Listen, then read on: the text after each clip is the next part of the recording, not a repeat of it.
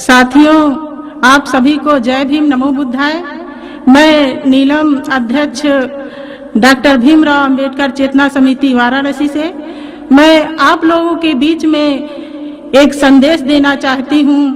बहुजन समाज में जन्मे महापुरुषों के विचारों को आप लोगों के बीच में मालती राव के कैसेट द्वारा संदेश देने का प्रयास कर रही हूँ। हमें आशा है कि आप सभी को गीत के माध्यम से काफी लाभ होगा तथा बाबा साहब के मिशन को आगे बढ़ाने में आप सभी का योगदान रहेगा। सभी को जय भीम, नमो बुद्धाय।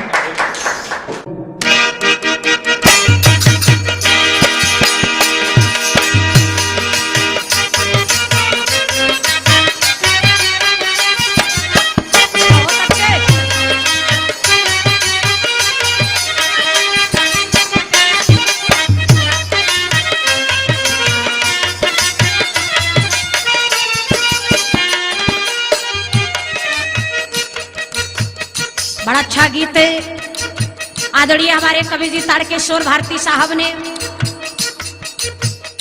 संवारने का काम किया है, लिखने का काम किया है। इशारा है, कहना क्या है? भारत रत्न भीम भीमा के प्यारे,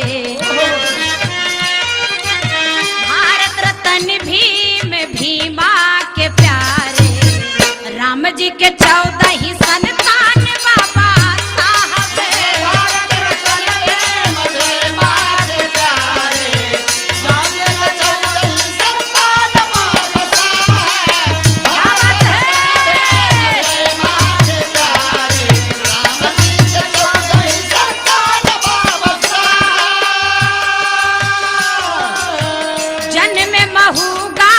रत्नागिरी जिला, जन्म महू गाँव रत्नागिरी जिला, छठवें जगत के विद्वान बाबा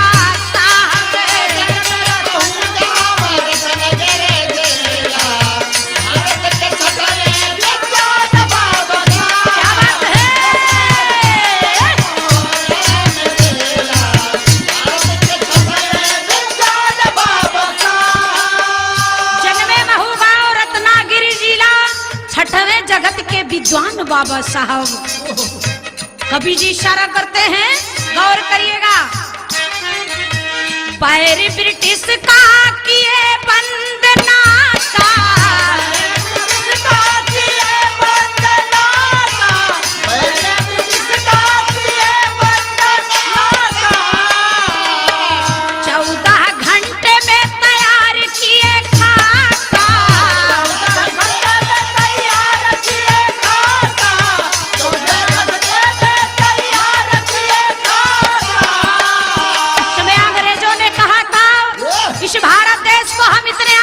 छोड़ने का काम नहीं करेंगे। हमें आपसे एक विचार लेना है, एक बात कहना है। कौन सी बात का इशारा करते हैं अंग्रेज? बैरी ब्रिटिश का किए बंदना का, 14 घंटे में तैयार किए खाका, 2 वर्ष 11 महीना दिन 18, 2 वर्ष 11 महीना दिन 18, रच के दिखाया संविधान बाबा साहब।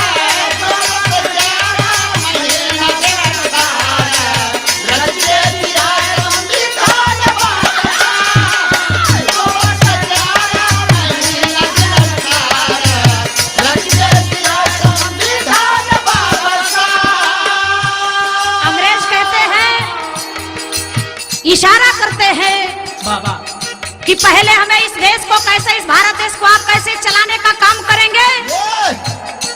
बाबा साहब उस समय यही बात कहते हैं। और बाबा साहब इशारा क्या करते हैं? 12 एटला कैले जलंधर सहरिया,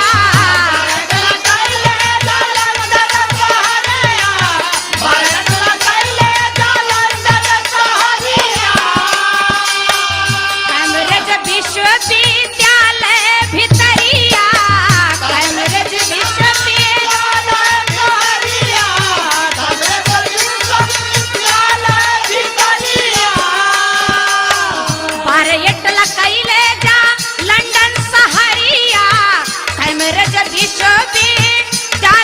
भीतरिया करके PhD अमेरिका से आए, करके PhD अमेरिका से आए, कहलाए डॉक्टर महान बाबा साहब। अमेरिका से आए, कहलाए महान बाबा साहब। अमेरिका से आए, कहलाए महान बाबा साहब। बारेकला बाबा साहब भीमराव अम्बेडकर साहब लंदन जा करके कैम्ब्रिज विश्वविद्यालय में PhD करके अमेरिका से जब आए तो उस समय बाबा साहब भीमराव अम्बेडकर साहब को डॉक्टर, महान बाबा साहब को डॉक्टर कहा गया, डॉक्टर भीमराव अम्बेडकर।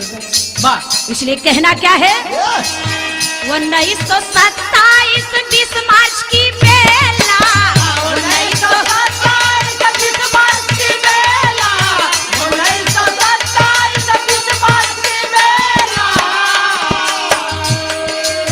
महार जल सत्याग्रह कैले अलबेला, महाजन सत्याग्रह कैले अलबेला, महाजन सत्याग्रह कैले अलबेला। 1927 20 मार्च को महार जल सत्याग्रह करते हैं बाबा साहब भीमराव अम्बेडकर साहब। कहना क्या है,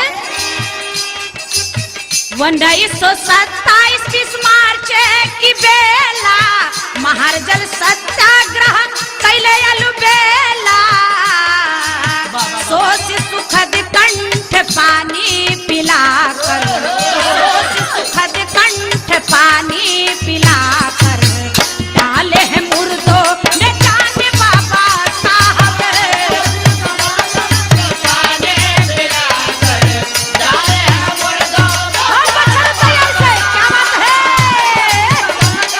पानी पिलाकर, डाले हैं मुर्दों में जान बाबा साहब। गरीब शोषित पीड़ित समाज को पानी पिला करके बाबा साहब ने ऐसे मुर्दों में जान डालने का काम किए।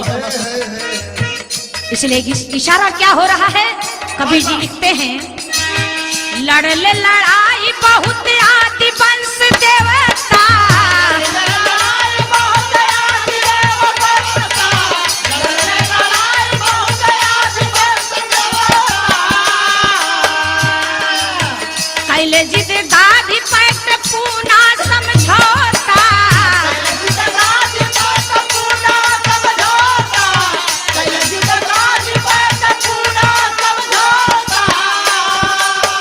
लड़ले लड़ाई बहुत आदि वंश देवता, कैले जिद गाधी पैट पूना समझौता, मागे कस्तूरबा भीख फैला के अचरा, मागे कस्तूरबा भीख फैला के अचरा, गाधी को दिए प्राण दान बाबा साहब।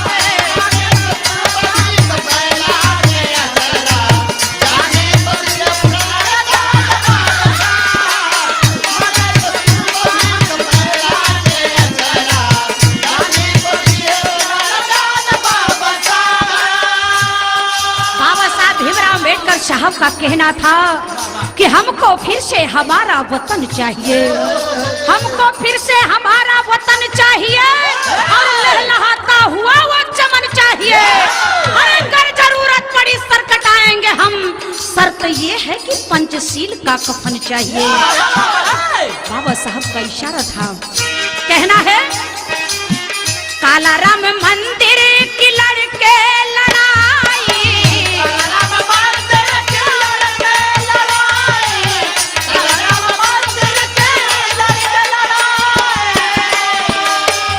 ऐसा वंचित किया गया था दलित पीड़ित शोषित समाज के लोगों को कि मंदिर में पूजा अर्चना वंदना नहीं करना है।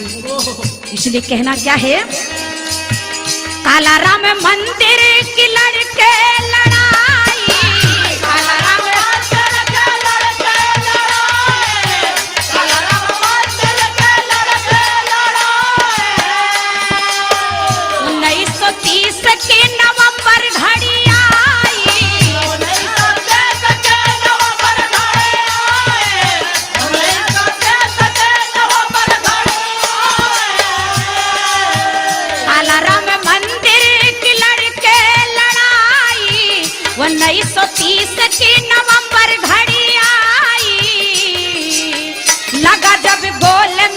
लंदन शहर में, लगा जब गोल मेज लंदन शहर में, तारक सच कहते सीना ताने बाबा साहब। बहुत अच्छे योलाल, क्या बात है।